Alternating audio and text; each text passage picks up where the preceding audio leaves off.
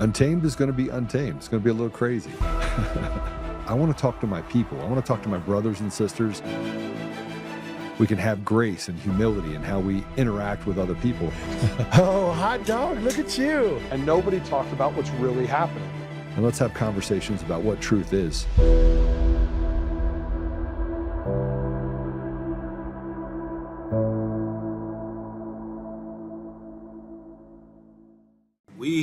Our group of citizens inherently don't trust our election systems to begin with, because this is the WEC website called Badge of Voters, and you can see that the total count of registrants on here is 7.1 million registrants. And it gets to the problem that we only have 4 million adults in the state of Wisconsin. So we're approaching, in the 7.13 million number on the voter rolls, that grows almost daily. It never ends. It rarely goes down. It drops slightly when they sent out the 4-year postcards, and then it shot right back up, and it's the highest that I've ever seen it. Okay, and it's even worse than this, because there's the 4 million adults in Wisconsin. Not all of them register, not all of them vote. We're really down around about 3.6 million, 3.7 million. And that's our guest today. That's Peter, and that video's from 2022 discussing how the inflated voter rolls just keep expanding, especially in blue cities and blue states. That just enables the system to keep perpetuating the selected leaders we get. Hi, everyone. Welcome. This was an audible called at the line today, right before snap. Joe has something happening, called to play. I had to hop in. Peter's more than gracious to stay around there and do it with us today. So I don't want to waste any more of his time. Let's bring Peter right on. Peter, welcome to the show. Hey, Patrick. And I was just praying that I wasn't wearing the same shirt as I was in the video in 2022. Are you? No, I'm not. This is a very embarrassing story about wearing the same shirt.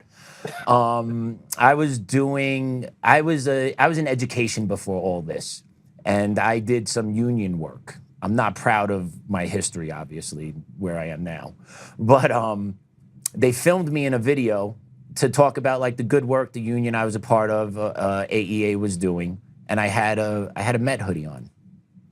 And then 4 months later, we're at a delegation. Every major teachers union in Colorado is at this delegation, and they play that video. And you see where I'm going? Yes. I had the same Met hoodie on at the delegation, and I stood out like a sore thumb. And you got the New Yorker out here in Colorado wearing a Met hoodie, and you know they caught me on this, wearing the same shirt 2 months apart. But yeah, it happens. It happens. But yeah, man, welcome to the show. Thanks so much for joining and sticking around. Well, I appreciate that. And that opening clip of the video, as you mentioned, was I was testifying before the state capitol in Madison, Wisconsin, before the election committee who oversees the election commission. And I with over the years and years of research and study and work that I and others have put in, investigating all the election fraud and the smurfing, which we'll get to later, I had no idea how accurate and right I was that particular day. Of course, I reported the numbers, and they've grown ever since, whereby we've even discovered, with the help of Dr. Andrew Paquette out of New York, there's clones in the voter registration system. They're moving around registrants to different jurisdictions, and we can see it happening just before, especially like primaries. They move them to a different jurisdiction, and all of a sudden the ballot gets cast for them. So now that 7.1 million registrants on the voter registration list for the state of Wisconsin now has 8.3 million registrants. And the trick is what they're doing is there's what they call actives and inactives. And the liberals, the Democrats will immediately scream and say, well, Bernegger's wrong. Those inactives can't vote. That's not true. We've caught them where they flip them to active, cast a ballot, and then flip them back to inactive. Or, like I mentioned, they move them to a different jurisdiction. And this is not the person. We checked. This is not the person moving. This is just the registration itself moving to a new jurisdiction. And all of a sudden, the next day, election day, the ballot gets cast. So this confirms again one of the major problems of our elections is dirty voter rolls. And for years, I was convinced you got to clean them up, you got to take care of them, you got to maintain them, which federal law requires, and keep them clean and honest, and everything will be okay. It is so infected with the clones, with the deceased, with the people double voting, people living in Illinois or Minnesota and yet voting in Wisconsin, using an address in Wisconsin, but yet they don't live here, they're not a resident. All kinds of different anomalies like that, let alone having bad addresses, registrations at the U.S. Postal Service. It's a long, long list. And it just gets to a point where you have to stop these computerized rolls. And because with a computer, you can change anything you want. One person has access to the WisVote database for the state of Wisconsin. If he or she gets in there, they can make any change they want. We've got to get computers out of our elections, which relates to, again, the e-poll books, the Dominion voting machines, anything electronic you're seeing is it's so vulnerable for cheating to happen. And it does happen because they're catching them and they're charging them. There's grand juries open across the United States, and it's all coming out now. So it's a little late. A little too late for my comfort. However, it's happening, especially the grand juries in Fort Pierce, Florida.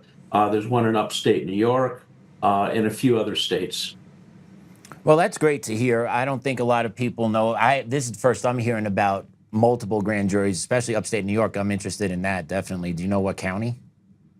I don't, but I do know there's one in New York, and it's focused on election fraud. I can also share with you, which is not so secret, the FBI has an open, active criminal investigation in their office out of Milwaukee, Wisconsin, and they are actively investigating on a criminal basis the 2020 election in Wisconsin, which focuses on Milwaukee. Well, yeah, and that means you need Wisconsin, you need Arizona, you need Georgia, you need Pennsylvania, right? You got to open them up in all those states because that night the magic happened. Correct. But I'll add, I could share with you the FBI, and this is not a big secret either. Right. The FBI has open criminal investigations going on for the 2020 election in Maricopa County, Arizona, in Fulton County, which most have seen the raids of that, in Wayne County, Michigan, and Milwaukee County, Wisconsin. I'm trying to confirm out in Pennsylvania yet, but I haven't been able to yet. Yeah, and that's definitely all good news. A little late, but I think the issue is going forward now, what is being done to prevent the cheating to keep happening, right? Like we got the grand juries going. Step one, the machines, huge problem. Anything computerized can be manipulated. We all agree on that. But for some reason, a lot of people keep saying, no, nothing to see here. And then when we want to get the SAVE Act passed, which the majority of Americans do, over 80% of Americans want to see voter ID, in-person voting, same-day voting, right? All that. Yet our politicians still stand in the way of having that happen. So how do we break through these barriers to get these elections back into the hands of the people so that we actually know what's happening in our elections and making sure we're getting the real elected leaders and not selected leaders? Well, that gets to the core problem. I think it might be in the top three problems of our country right now is accountability.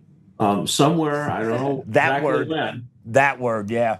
We lost accountability over the last few decades, where even if a person gets caught, it doesn't seem like anything happens to them.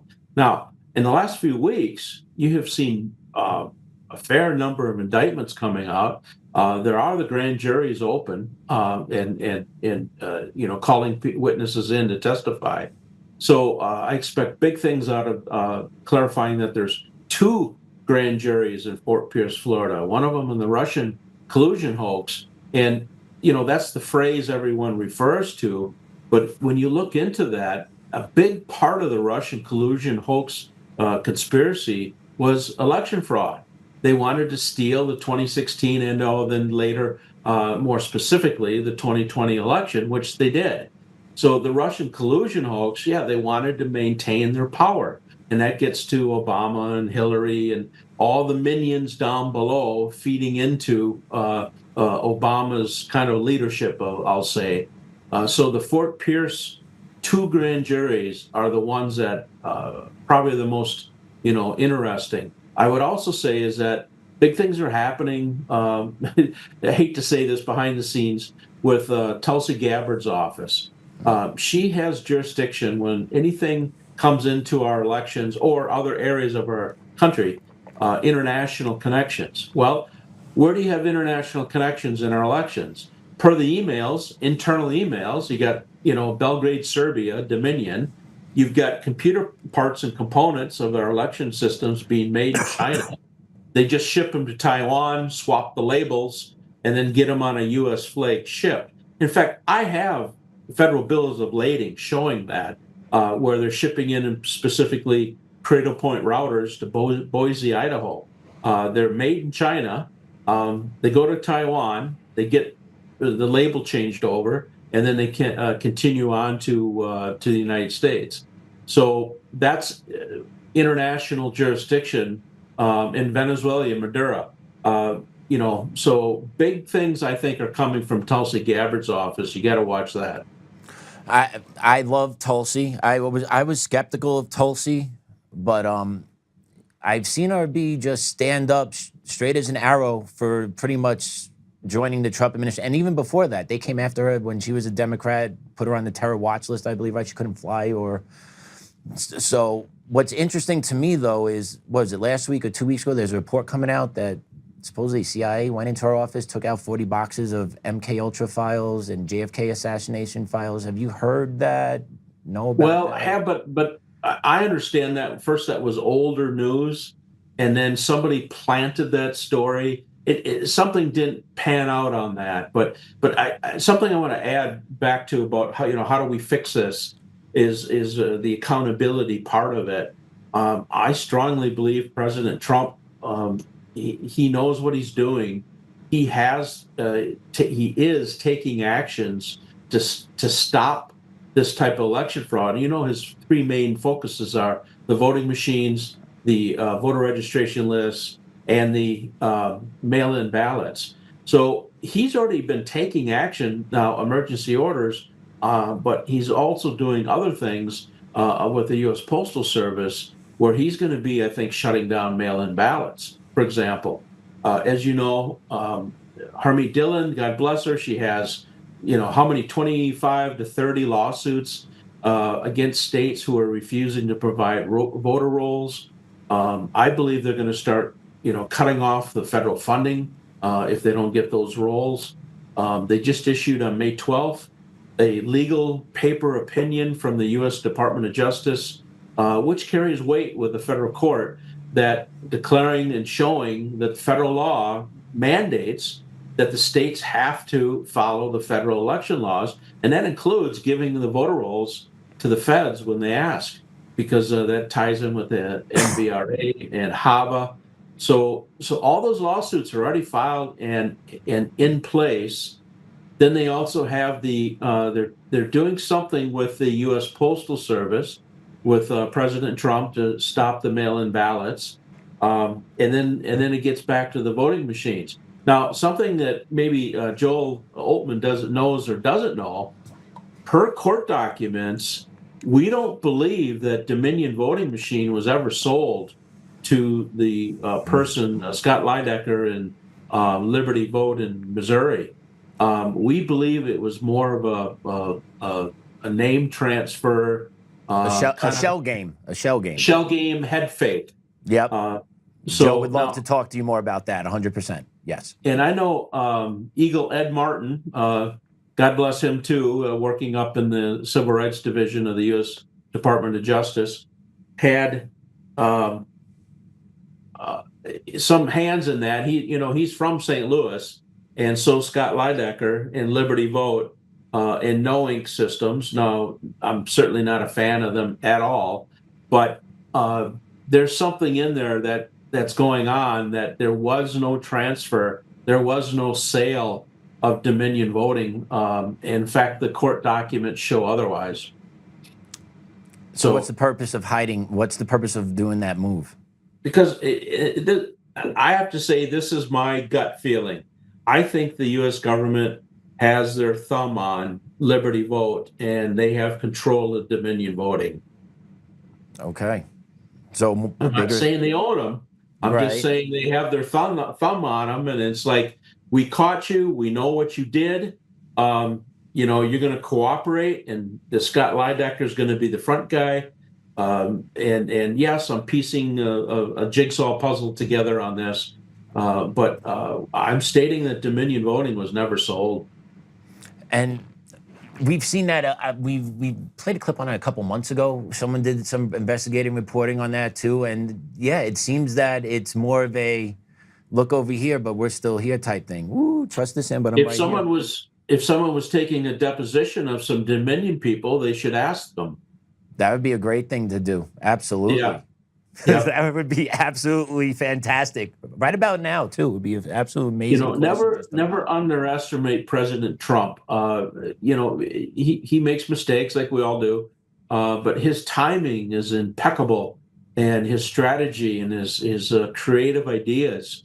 There's things anybody could come along and maybe you disagree with him on a particular issue or something, but the man's brilliant, and he knows our elections are stolen, and this is why you're seeing these federal lawsuits. This kind of a head fake transfer of the Dominion voting systems. He's taking action behind the scenes with the U.S. Postal Service about the mail-in ballots. He's trying to eliminate them, which they should be.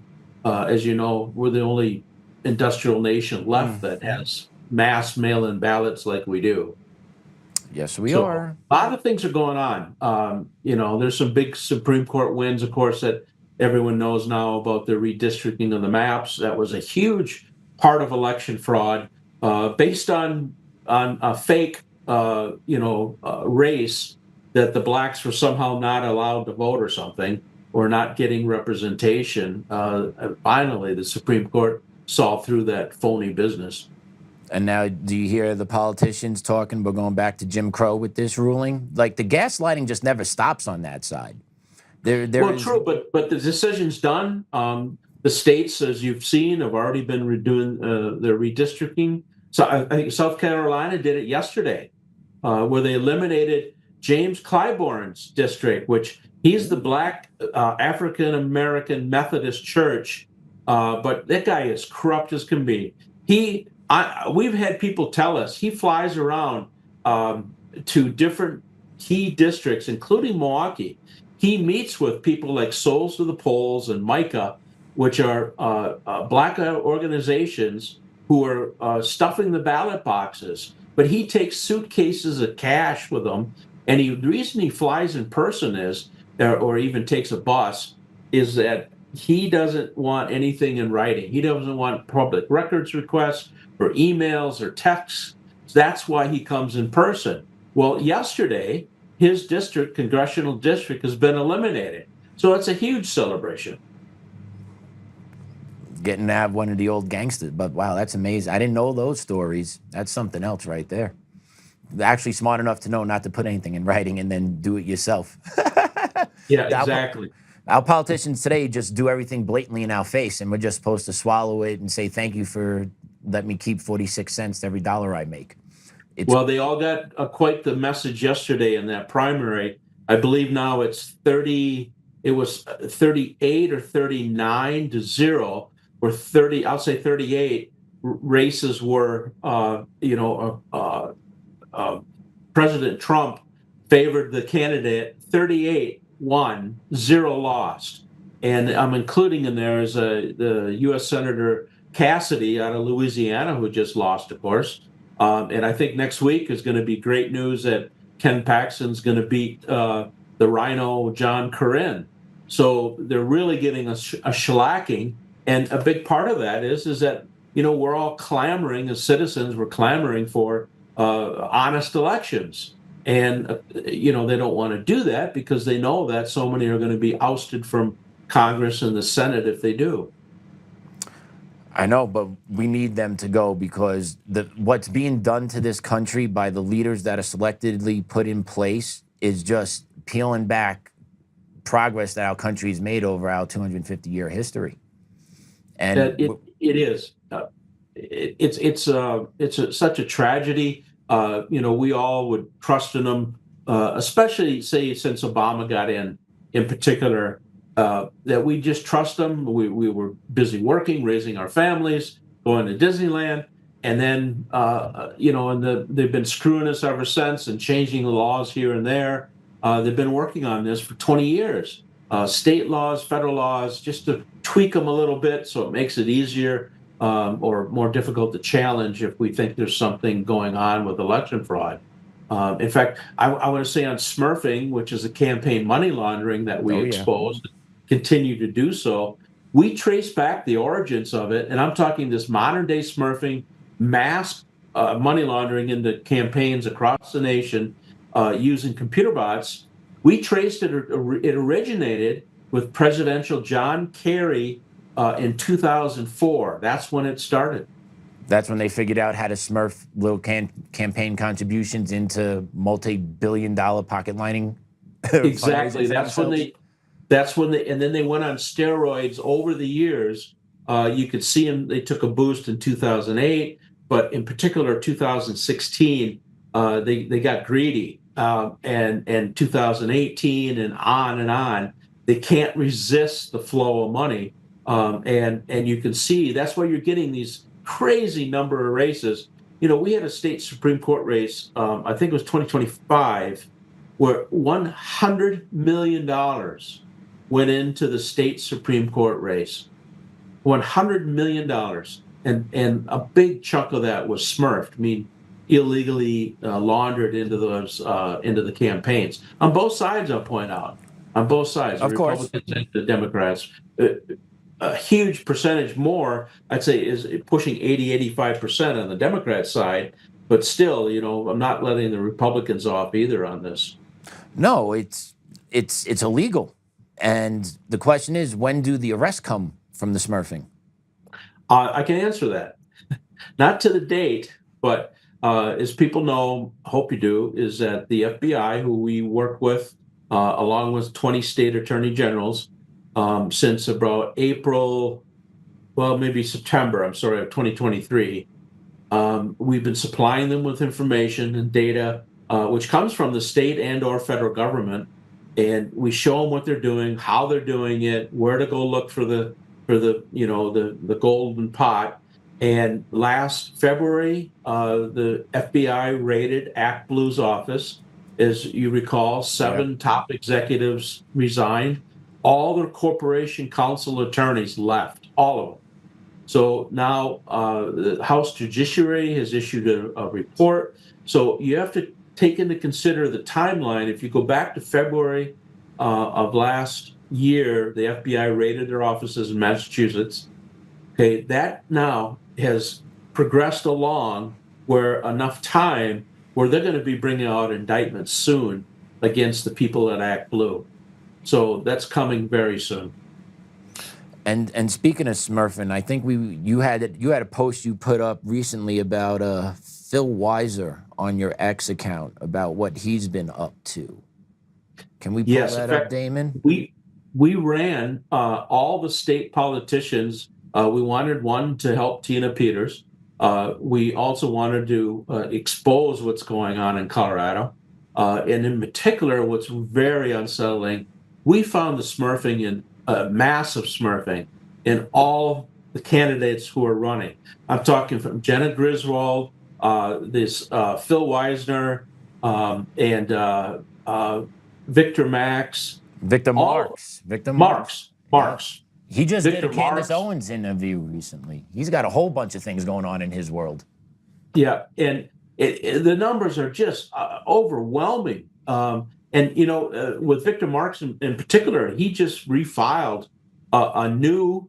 I mean, he couldn't defend what we published, and I want to point out, Mark Cook first got us on the Marx campaign committee numbers, and he first published about it, and then we followed up with a deeper dive and more criteria that we run through our system, called Smurf Hunter, by the way.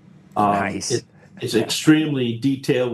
We've been developing it for 3 years now, 4 years maybe, and in particular, though, it was so bad for Victor Marx of smurfing, where he's criminally laundering money into his campaign on a massive scale.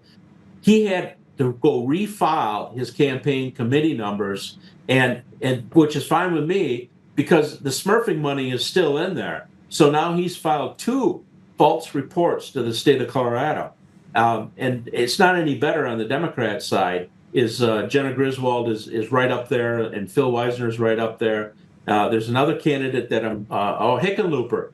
Hickenlooper, we got him for millions. I posted on him, a couple months ago, but then I renewed it again maybe a week or 2 ago, where Hickenlooper is big time smurfing through the federal level. They all do it. They all know they're doing it. You're outing them, and they don't change course. Well, what we found is the candidates are still liable. It doesn't matter if they know or not. Right. The campaign finance laws and the criminal money laundering laws, wire fraud, it doesn't allow that. Well, I didn't know. Doesn't ignorance of the law is no excuse situation. But what we found is this is a systematic problem, a scourge on our country and our society that pretty much, not 100%, but a heck of a lot of these federal and state level politicians, and it does again go down into the mayoral races, school board races, if they think they could flip it from a liberal to conservative or vice versa. So it's a system where the lobbyists, the people behind the curtain have this set up where they just have a new candidate who comes along and says, okay, I'll agree to run to be a congressman. And all of a sudden they get in there and people come up to them and they have their wives come up to them. This is true stories.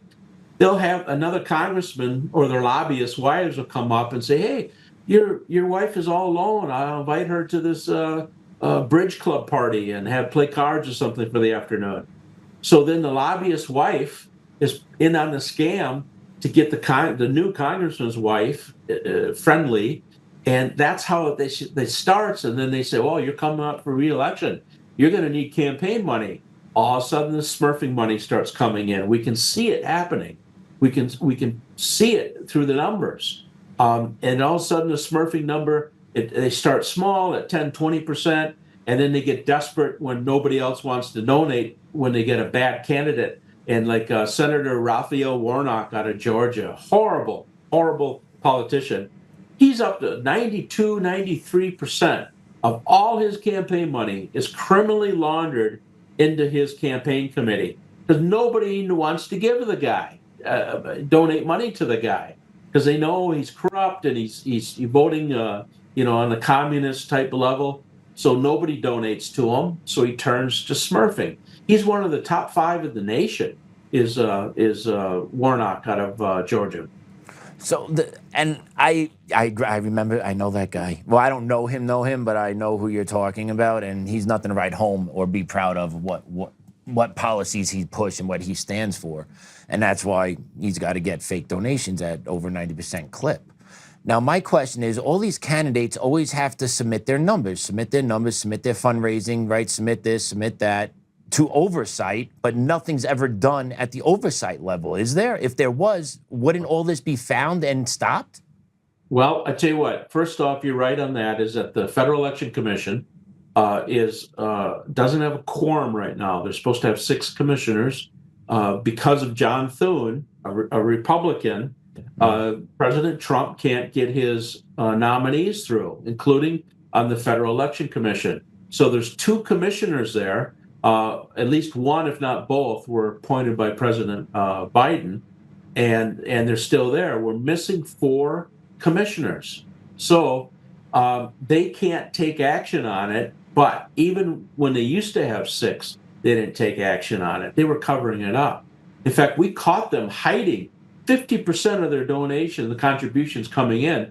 They put them in a classification called unitemized, where it just kind of goes into a general bucket, and then they hid that. If you go on their website and look for campaign contributions, the unitemized doesn't show up. So we ran an API directly into their database, and that's how we found that out. And we exposed them. There's double the amount of money. If you go look on their website, if you see $500, it's really $1,000. And we know all about the double accounting they use, which is goofy in the first place. But they'll take the same $100 donation or a $10 donation, and they'll count it like 6 times, sometimes up to 8 times. And I think it's a way for them to cover up what's really happening too on that. But back on the accountability on the smurfing, we currently now have 10 federal lawsuits filed against treasurers and campaign committees for smurfing. And what it is it's in the federal campaign finance laws using a straw man. So you're using somebody else's identity to make the donation. And we can file civil suits on that. And we did. We have 10 of them filed. One is against a couple examples is U.S. Senators Amy Klobuchar out of Minnesota, Tammy Baldwin out of Wisconsin, Alyssa Slotkin out of Michigan, John Thune I filed it on out of South Dakota, and his treasurer. And then we filed against Lindsey Graham also. Now, are you actually in the courts, though, or are you waiting to hear if you have right to sue them? We are in, it's long procedural problems with the rules, but you file first against the Federal Election Commission, which the 10 suits have, and then the FEC defaults. They file a 2-page notice of default, and then which they have. Then we file a motion for default, and we're waiting for those to get granted. Once they're granted, then we are legally allowed to step into the shoes of the Federal Department of Justice on a civil sense, and we can directly sue, as we're the government, we can directly sue these campaigns and their treasurers. Now we're talking. Yeah. Okay. Yeah, it's a lot of work. It was a lot of work, but Patriots stepped up. I filed most of them. Chris Gleason out of Florida filed several. We have a big one against Act Blue. Patriot Julie Seegers out of Wisconsin filed one against Act Blue. Chris Gleason filed one also against Act Blue. Those are in the federal courts right now, and we're waiting for the default judgments to come through. We tagged all their treasurers. So the federal law specifically says the committee is guilty in the civil sense, and the treasurer is. So you can imagine, the rules say when we file the suits, we had to send a copy of the summons and the complaint to each of the treasurers. So you can imagine the day they got those, they picked up the phone and called John Thune and said, "What the heck's going on? What the heck is going on? Where I'm being accused of money laundering." Why? Because you are. You're not being. Exactly. And someone's finding it out, and the red flags are going up, hairs stacking up on their neck. Because people aren't used. Then that's accountability, though, right? Finally, some accountability, some light being shown, and you're going to have to answer to something eventually. The legal process takes forever, though. It really does. It does, but we have suits still open and pending and ongoing from as early as 2023. So, we're sticking at it. We're playing the long game. We're not giving up. And you learn some of these suits. We've gotten some fantastic discovery out. And of course, we want to win the suits. But another one I want to tell you about is that it's going really well for us is we have a suit against the Wisconsin Election Commission. The purpose of the suit is to get rid of ERIC, the Electronic Registration Information System. If we win this suit, and it's going very well so far, is we will eliminate ERIC from all 24 states that still have them as a member. member state. So this is a national suit in a sense, and we defeated their motion to dismiss the case. We have subpoenas out now to ERIC, the Wisconsin Election Commission, and SEER, their sister company. And their attorneys are not too happy with those subpoenas. So they want to produce, they don't want to produce what the subpoenas are asking for. And do these individuals, are they eligible for qualified immunity? No, remember these are nonprofits.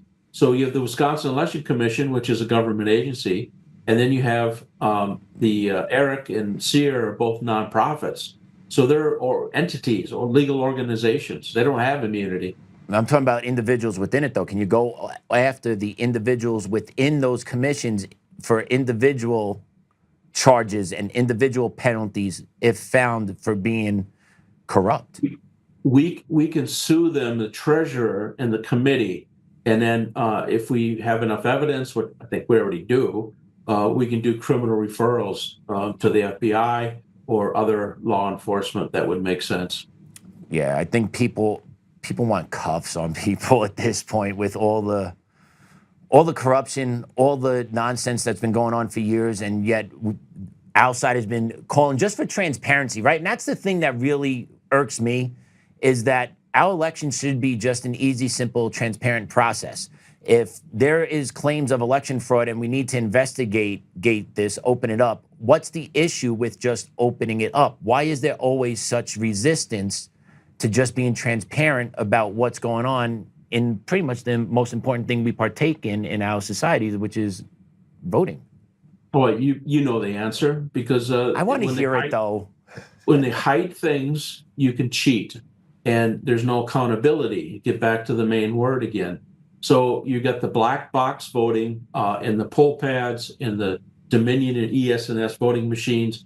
You can't see the vote being counted. And I wish somebody would bring a lawsuit on that, is that you can't see the votes being counted. And I think that the federal law, state law says that you should be able to see them being counted. So it's the same thing with the voter registration list. You can't see the software. You can't see inside the database. Yeah. So they can make any changes that they want to.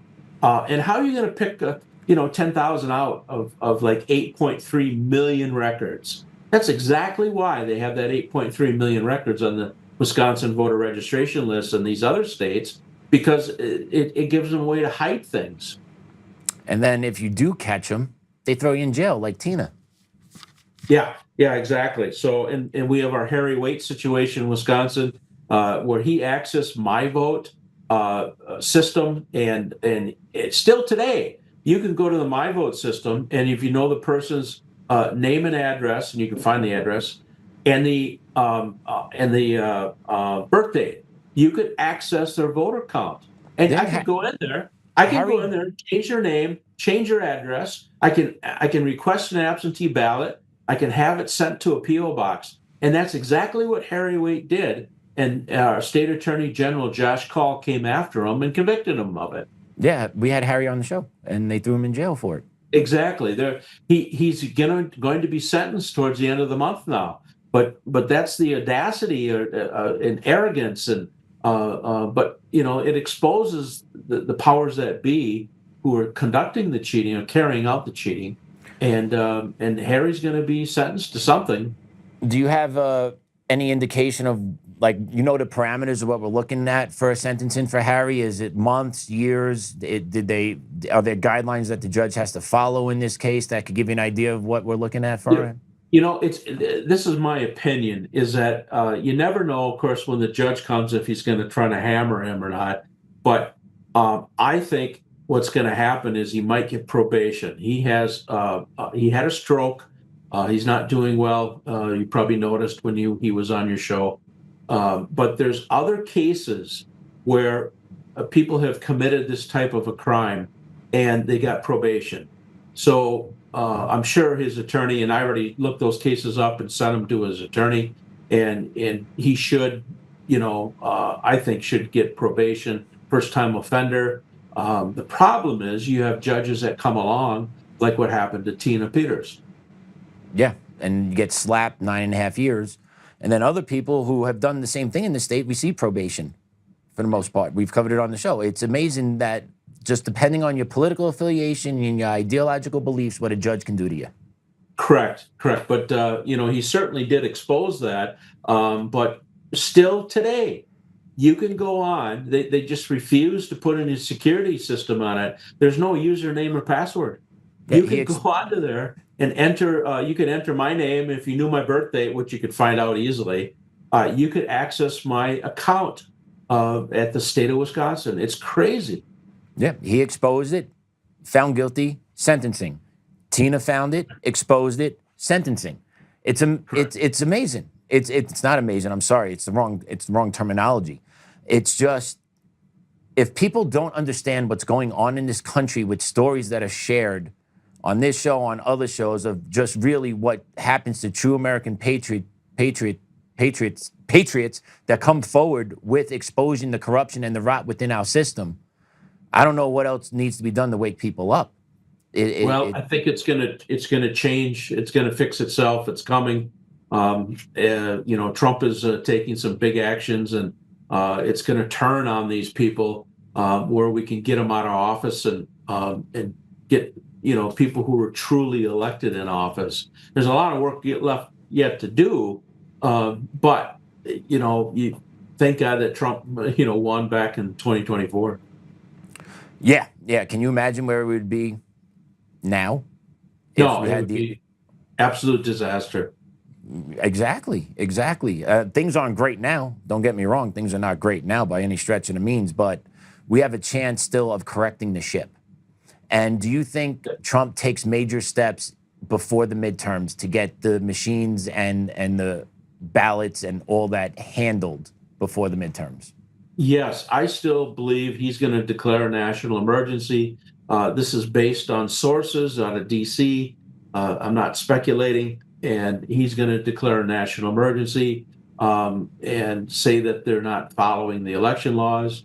Remember, Maduro is squealing. The people out of Fulton County, some of them are, whistleblowing now. People out of Milwaukee have come forward. So, they're learning firsthand from eyewitnesses who are in on the cheat of what they did, how they did it, and he'll use that as leverage to declare the national emergency and stop things such as mail-in voting.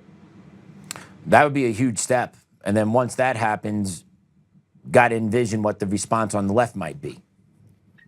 True, but remember, there's indictments, there's grand juries, there's more indictments coming.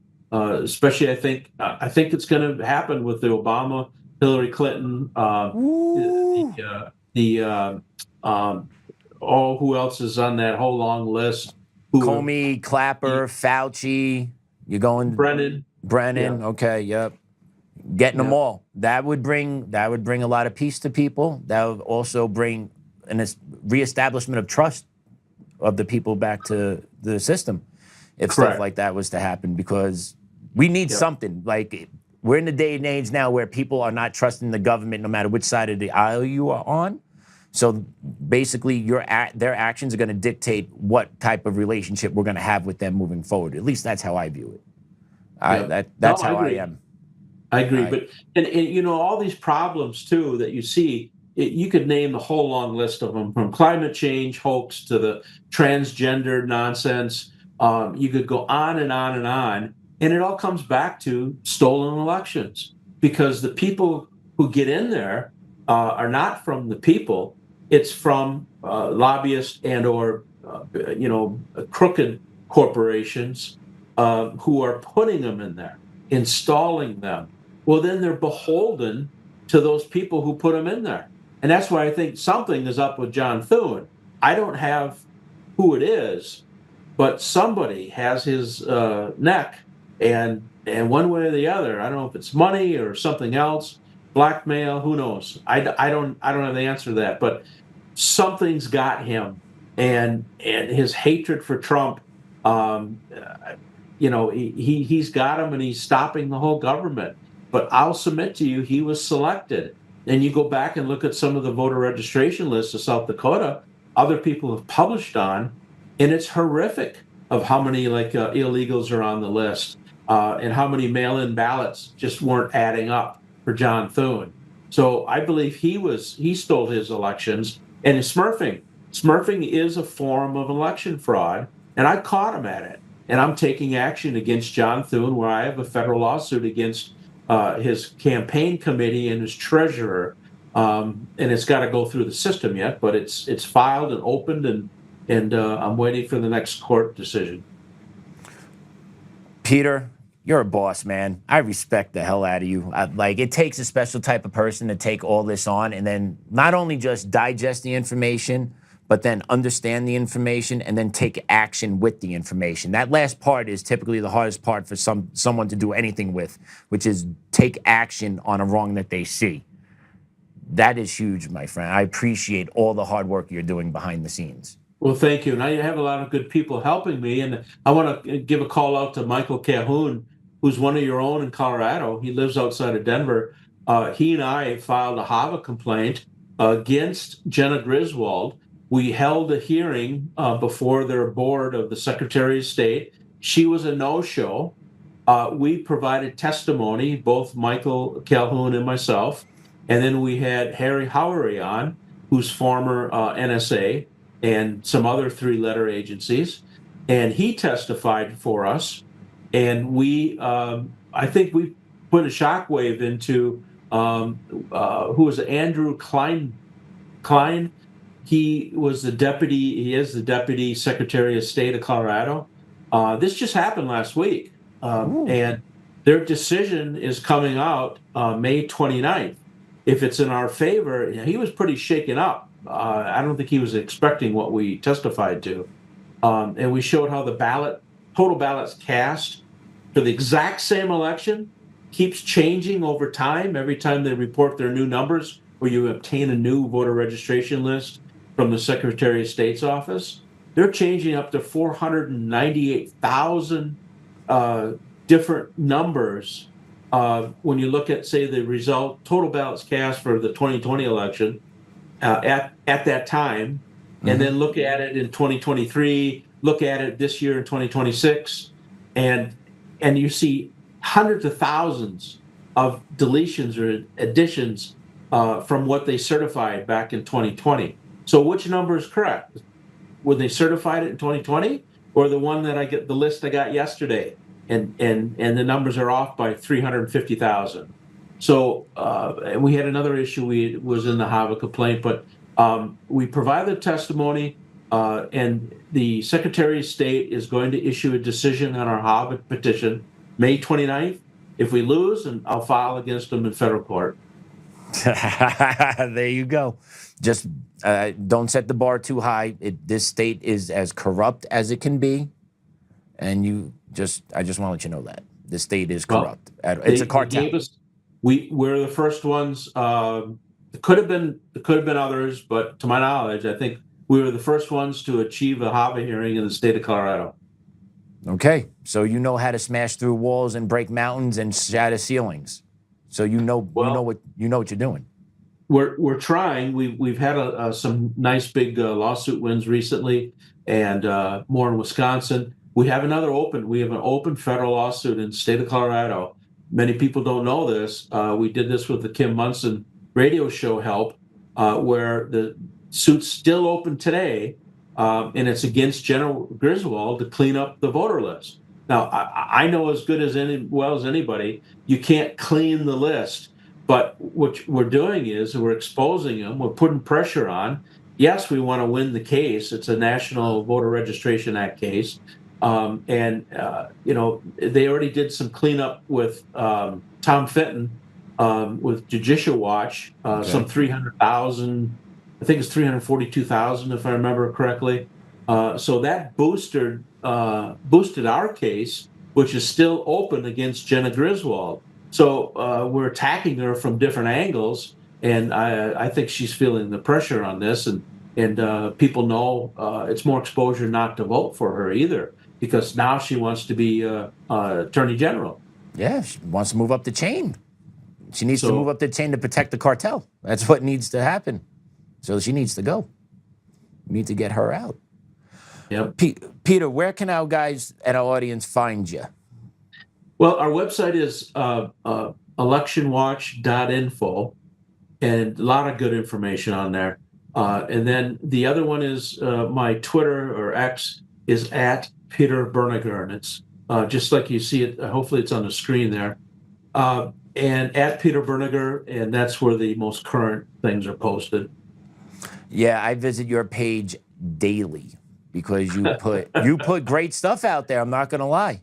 You put great stuff out there. I use your stuff. I bring Joe in on it because it's truth. It needs to be shared. People need to be informed. People need to know what's going on. And I have to say that, doing this for now 5.5 years, full time, by the way, is that you can see that when I post something mostly about Wisconsin, but there's other states that we get into, it's happening in most of the states. So just because you see it says Wisconsin, happening in Wisconsin elections, well, it's pretty darn sure it's happening in other states also, not maybe every single one, but you can see the pattern of how they're cheating across other states, especially the swing states. Yeah, it's never done in isolation. It's not these are not isolated events. It's all coordinated. And if you pay attention to pretty much all the clips we play and everything you find online, it typically benefits one side. That's another part of it. It typically benefits one side, one specific group of candidates over and over and over again. Well, I would push it to 100%. It's like every time there's You're the expert. An error, a glitch, a clerical error, every time. It's not like it's 100%. It benefits the Democrats. Yeah. In the 2020 elections, all those glitches, not one glitch favored Trump. Not one. But yet the most secure elections ever. But I want to leave you with this, is that indictments are coming. So think of all the ground game that they had to do to steal elections. All those people are going to be seeing those indictments on the mainstream media and wherever else. That it's like they're going to be thinking really hard. The FBI is investigating. Grand juries are in panel. Indictments are coming. Already some started already, trickling in. And they got to be thinking, oh man, you got all these undercover investigative journalists. They got FBI agents out interviewing witnesses. You got grand juries sending out subpoenas. You got to be thinking pretty darn hard. Is it worth it to go to federal prison for X number of years just to get 20 ballots stuffed into the box? So, I think that's going to be a big deterrent. And wait till next month when the bigger indictments come out. You got me excited, and next month isn't too far away. So nope. I'll be looking forward to that. Peter, thank you so much for staying with me and staying on the show today. We will get you back when Joe is in chair so you guys could go deeper and longer into election integrity. But thank you so much for joining us today. Thank you, Patrick. You got it. Yep. Woo! That was an awesome, awesome interview. Peter blew my mind with a lot of information, and that dude is a workhorse. So I appreciate everything Peter is doing. We're going to take a quick commercial break, and I'll be right back.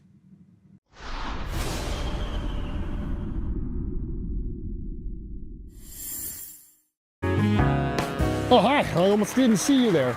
Welcome to DCF Buns, where you can find the freshest buns in town, if I do say so myself. Oh, our master bakers teach class every week.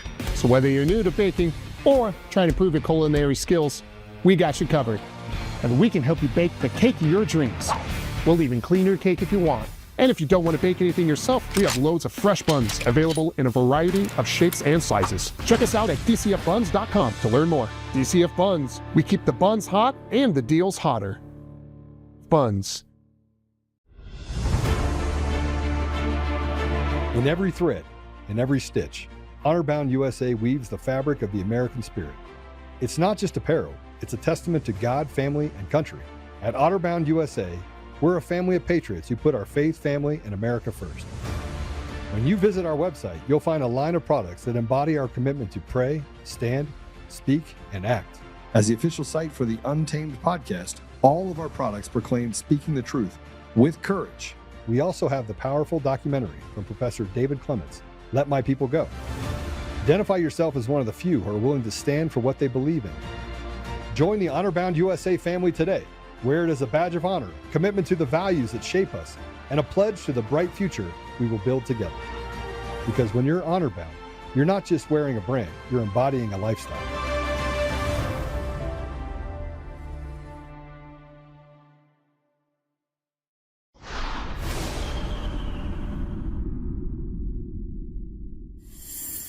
We had some pretty horrible totalitarian regimes in the 20th century, the Soviet Union, Nazi Germany. But even in the Soviet Union, people still have some measure of privacy because the KGB couldn't technically follow everybody all the time. You have like 200 million Soviet citizens, but the KGB doesn't have 200 million agents. AI can be the basis for the worst totalitarian surveillance regime in history. You don't need human agents to follow people around. You have cameras and microphones and computers and drones everywhere. They can easily follow you 24 hours a day. They can even know what's happening inside your body. And you don't need to send paper reports to headquarters in Moscow. You have AI in the cloud, constantly analyzing the data. That's Noah Harari at the WEF, kind of letting you know where we're going. Kind of letting you know where we're going, right? And this episode today is about the playbook to break America. First part of the episode was about how they start doing it with the stolen elections, with the selected leaders and implementing these crazy agendas that get pushed down our throats that lead to the divisiveness in our society, the conflicts at home, the degradation in our streets. And then Harari's letting you know where you're going, where you're going to be surveillance 24/7, one continuum, all the way across. And all of us here sitting around like, I don't want any of this. I don't want you in my house. I don't want you knowing what I'm doing. And I know most of us probably have devices in our home that listen to us. Alexa, Google, right? I'm sure we have those things, our remote controls, right? So they're probably listening to you at some level, but if you choose not to buy those products and stay off the grid, eventually they're still going to come get you. And they'll have medical devices that'll implant in you. They have that now, little cameras that go inside you, track you for 30 days. Somehow it disintegrates or comes out your butt. I don't know, but I know it's a real thing and it happens, right? So we are constantly being surveilled. Flock cameras everywhere, over 10 miles an hour. Here's a speeding ticket. Going through a yellow light, speeding ticket. I'm sorry, red light ticket, even though it wasn't red, but the camera said it was red, so you're getting it, right? Every which way you go, you get looked at. Walking through stores, right? If you live in an apartment complex, you're on video all the time. It's a matter of fact that most Americans have gotten used to, but it becomes a surveillance state. And that's part of the America that we're living in right now, is a surveillance state. I've noticed new things on our cameras out here that on top of our lights, and they're not taking pictures, they're tracking the cars by speed. And if you're getting ahead of where you are, we covered this story a month ago, and then I saw the things on Alameda like 2 weeks ago. I'm like, what are those? And sure as heck, it's tracking you. And if you're going faster than they believe you should be going, and they're able to prove it by how you travel between this street and that street, you get a ticket in the mail. They track you on your phone. They track you on your computer. They know everything you look at. They know everybody you talk to.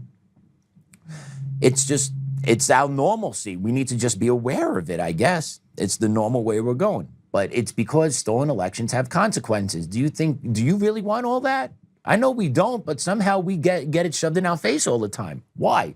Because the people that are in place don't represent us. They represent the special interests, the foreign interests, the big money, anyone else but us, the regular Joe Schmoes who are just trying to get by every day without being killed by someone that shouldn't be on the street. Like, that's just what it is. And this is all part of the playbook to kill America, to break America. Transgenderism, the flock cameras, the censoring of speech, the indoctrination in the school systems, being in constant conflict with your fellow American based on what you believe. Because now everybody believes they have a right to tell you how you should live your life. Even though I just want to be left alone and I want my family to be left alone. But me even wanting to be left alone is causing conflict with people because, no, you got to be out there and you got to believe what I want to. No, I don't. And actually, I do want to be left alone, but my job, I don't get to be left alone, I guess, too much. And I'm okay with that to a certain degree. You know, 2 years ago, I wasn't doing this. I wanted to be left alone 2 years ago. I wanted to just go about my day, get bopped over the head with the equity stick at work every other day, you know, and just do my job and go home and just be left alone. This got created for me. I didn't go to do this. I became this because of what happened to me. And that's what I think most Americans need to realize, is that the left will come eat you in one form or another. It just depends on what stage, right? And me, I was at the bottom prime level stage, white heterosexual male that believes in God, right? So like, yeah, got to go get him first. But eventually they're going to come get the rest of us, rest of everybody. And it all falls into the, right? Transgenderism, CRT, equity, indoctrination, right? The priming of our younger generation. You think these college kids that are out there now are bad? Just wait till you get the next wave in the next 5 to 7 years that have been primed since COVID coming out. Woo, they're going to be coming out on fire. But let's take a look at why they're going to be coming out on fire. Take a look at this story out of Jeffco, right out here in Colorado. I believe Drake Middle School, Jefferson County. Look what happened to this student when she tried to write something about pro-life in her class. My teacher assigned an assignment in class to write a slam poem about a conflict in the world that we are passionate about. I chose life. I chose this topic because it's important to me and my family. In my poem, I met all of the criteria, I got reputable resources, and I included everything that I needed in my poem. But when I asked my teacher if I could present it, she said no. This is when my mom had to step in. I immediately emailed the teacher and I asked her to call me. It took till the next day for her to call me. They said that because of the offensive material in the poem that they were not going to allow her to present. And I pushed back on them because not only were they presenting a lot of political material themselves, but they were presenting it as truth. They brought up issues like racial issues. They had LGBTQ rights, immigration. To that, they said, sorry, no, this is too political. We are not going to allow it. And so here we are, just telling our story. When I further asked my teacher about why I could not present, she said that I would not be able to be even in the class while my fellow classmates are presenting their poems, and that I would have to sit outside. But when I further questioned her, she finally said that I could be in the class to listen. So a slam poetry that is pro-life is going to be considered offensive and make kids feel unsafe. Welcome to equity in the public school system, because that's the language that they use. When they hear something and see something they don't like, they use the terms politically charged. They use the terms unsafe and offensive, even though this student has a right to read her pro-life slam poetry that the teacher assigned. Now, teacher, if you don't want a pro-life assignment written in your class, then tell the kid that. Tell them you want to be a communist-run classroom, and you know what? We do not accept pro-life statements in here, because I'm sure your school district does it. They all do it. Cherry Creek does the same thing. Speaking of which, updates to everyone. We were in oral arguments last Tuesday. Cherry Creek School District actually admitted, yes, they fired me for what I said. They were asked by 2 different district court judges at the 10th Circuit. Basically, you invited him to speak freely. You told him he wouldn't lose his job, and then you fired him for when he spoke freely, and their counsel admitted to that. So yeah, that did happen. So yeah, I'm not surprised this is happening in Jeffco. I'm not surprised at any of it, what's going on in the public school systems, because the public school system has been hijacked by equity grifters that look to line their pockets for 6-figure sums and promote equity and inclusion that in reality just promotes divisiveness and inequitable education to students. That's what equity does, because they lower the ceiling without raising the bar. That's what equity does. It lowers the ceiling. It never raises the bar. Ask anyone that enforces discipline in schools that promote equity, and let me know how your discipline goes. goes out the window. That's why you're seeing a lot of team takeovers throughout the country, because of the restorative justice that they've learned in the schools. AK, there's no accountability for behavior. That's just what the reality is. I'll say it, that's the truth of it. And then in Jeffco, she gets slammed. And Jeffco, they got their priorities straight. That teacher, you know, I want to make sure my kids feel safe. But yet, do you make sure your kids feel safe when you're spouting anti-American rhetoric in front of them? No, that's supposed to be included. That's supposed to be considered inclusive language. Right? The hypocrisy and the double standard that the left constantly throws in our face is out of control, and it needs to be smacked at and laughed at and addressed every single time. It should not be given room to breathe anymore. No more, okay, I'll take it. No, no, no.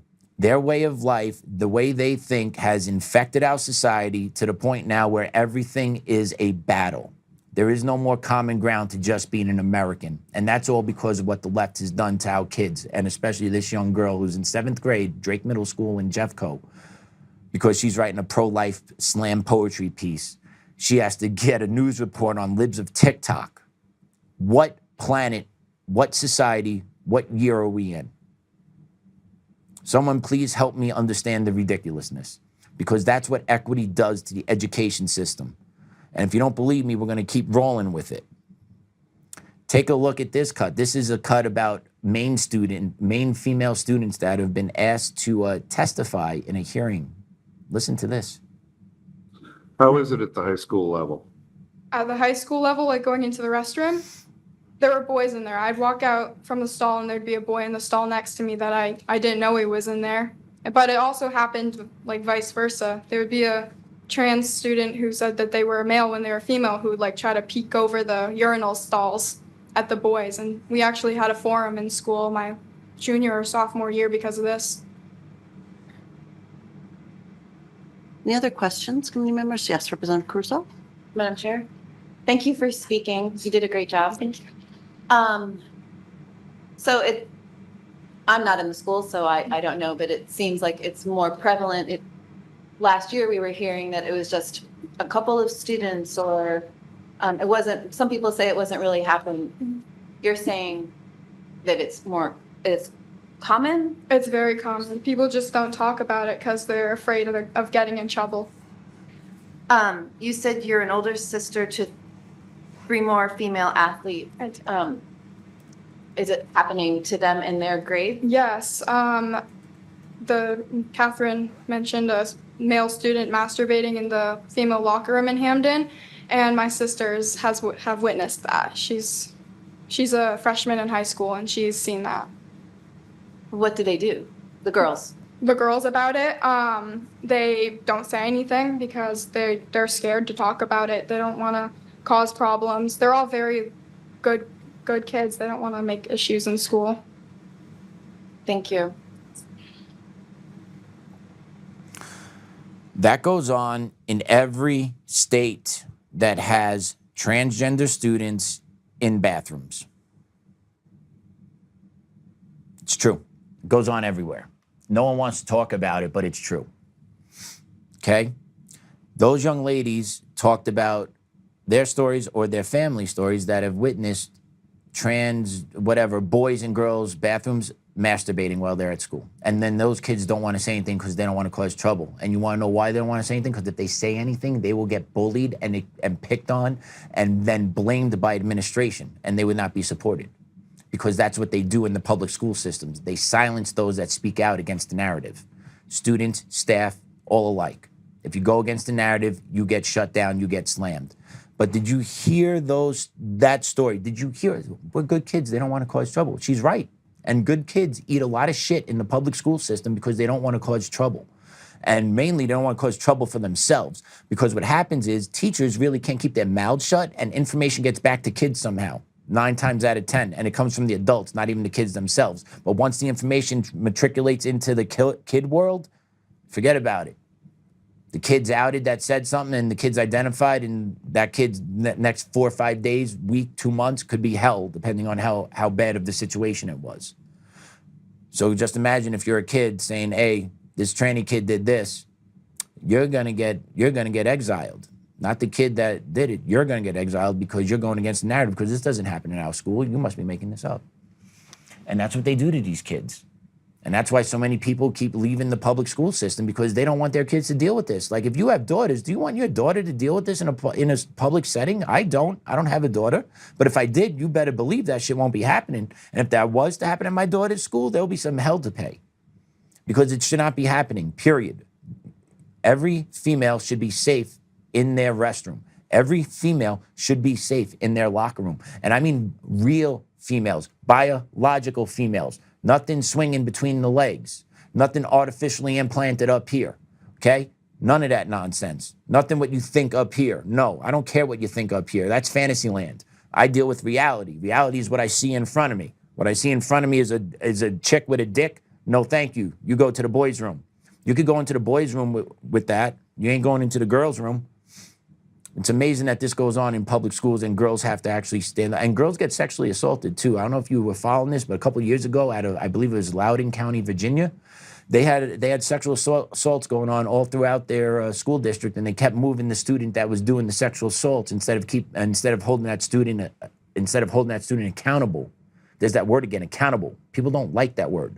But they didn't hold that student accountable. Instead, they just kept moving that student between schools to hide the behavior that student was sexually abusing other females within the district.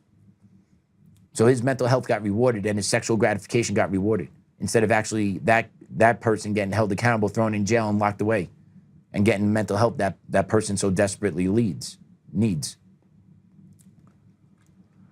And if you don't think equity is great enough, and if you don't think we don't have enough equity, well, I think Yale's leading the charge. Go Bulldogs. Cut 4.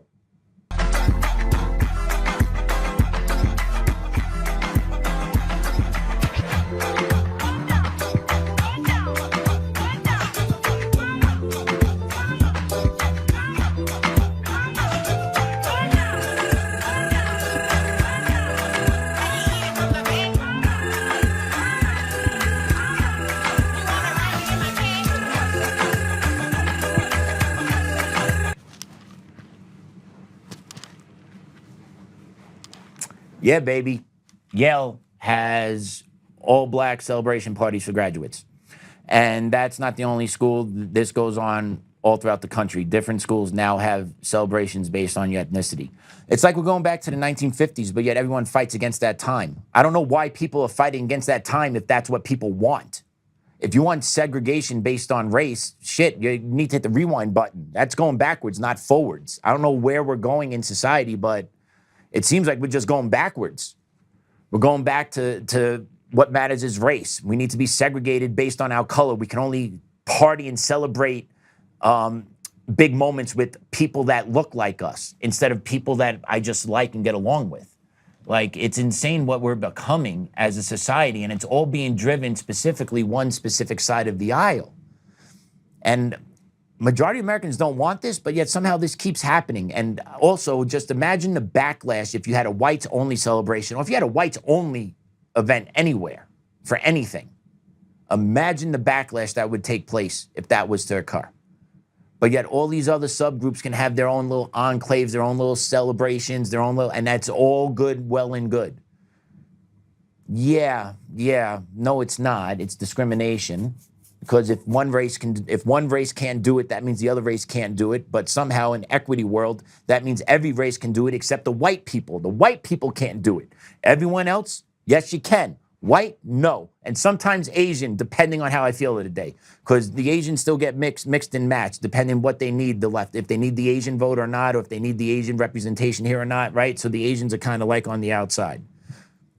I like Asian people. They're smart, they're respectful, they're courteous, hardworking, don't complain about anything, especially if they're Chinese, because they know what oppression really looks like back in their home country. Like, shit, I don't want that. What are you talking about? You crazy? But yeah, no. You know, that's why if anyone ever actually talks to someone that's been from an oppressive nation, they look around like, you guys are crazy if you think this is an oppressive country, because they have experience. But here what you have is you have 20, 30, 40-year-olds that have been indoctrinated through the school system. And because we've had such a high standard of living and such a safe life and such an abundance of food, that this is where we are, is that people have been bored and have just thought up ways to just screw our society, basically. And that's where we are. all these things, Green Climate Accord, transgenderism, equity, CRT, all this is byproducts of people being too bored and having too comfortable a life to manifest and think of things to try and promote themselves. That's all it is. And it's tribalism. We're going back to the 1950s, 40s, 30s, whatever time people said segregation was happening is what we're going towards. So I don't really understand why everyone's so mad. If this is what you want, and somehow this is not an oppressive nation, but yet in the 50s when it would happen, it was oppressive. I guess it's because it's personal selection now, because you're personally choosing to segregate yourselves, I guess is okay. I don't know. But if white people choose to purposely segregate themselves, they're a racist, or it's called white flight. So I don't know what any of this shit means in reality, except liberalism is a mental disorder, and those on the left are mentally retarded and crazy. And they're in our face all the time, and we got to deal with it. All I just want to do is use logic, and it'll solve 99% of our problems. And it'll get rid of a lot of these retards on the left. Like, just logic. Absolutely absurd. Thanks, Mod. I like you too.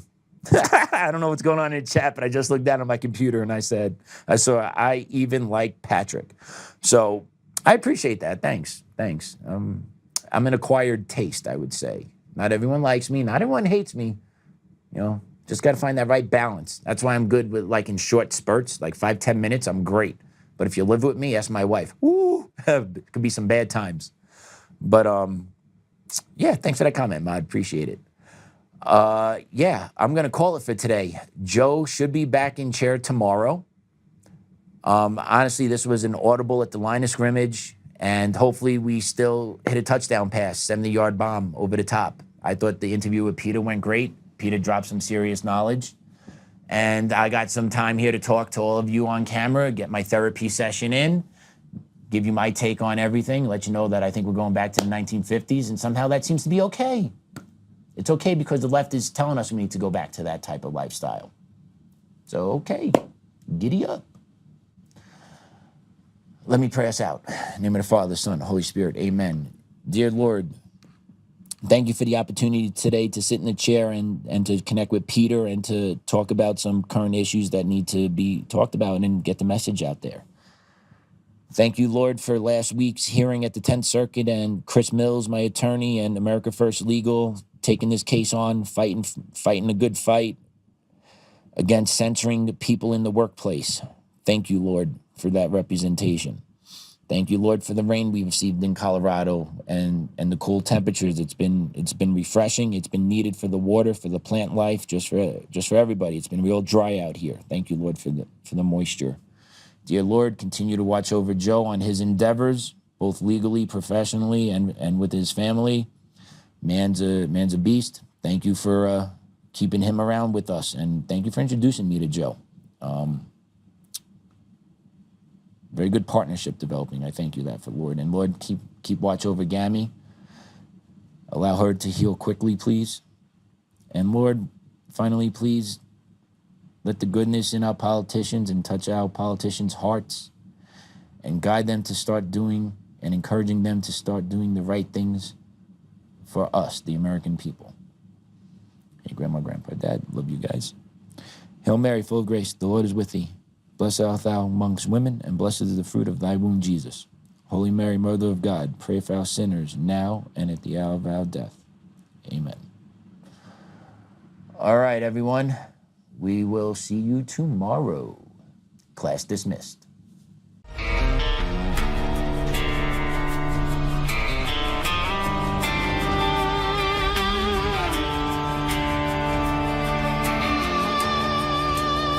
Rise up untamed in the heart of the fire where the wild ones roam. Joe Oltmann's calling, bringing truth back home. From conservative daily to this untamed fire, we shatter the silence, lifting spirits higher. No chains can hold us, no lies can prevail. Authentic and fearless on this rugged trail. Patriots gather under stars and stripes. Untamed nation, igniting the night. Untamed nation, let the truth roll out in this land of the free. Standing proud from sea to shining sea, we won't back down.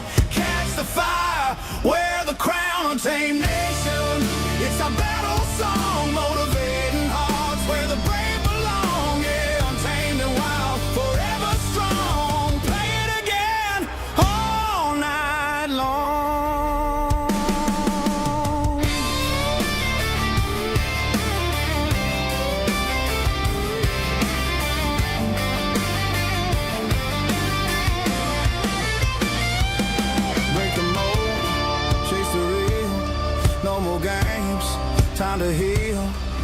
whose voice leads the untamed crew.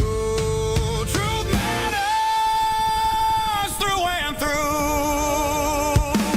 Untamed nation, let the truth roll out in this land of the free. Standing proud from sea to shining sea, we won't back down. Catch the fire, wear the crown, tame nation.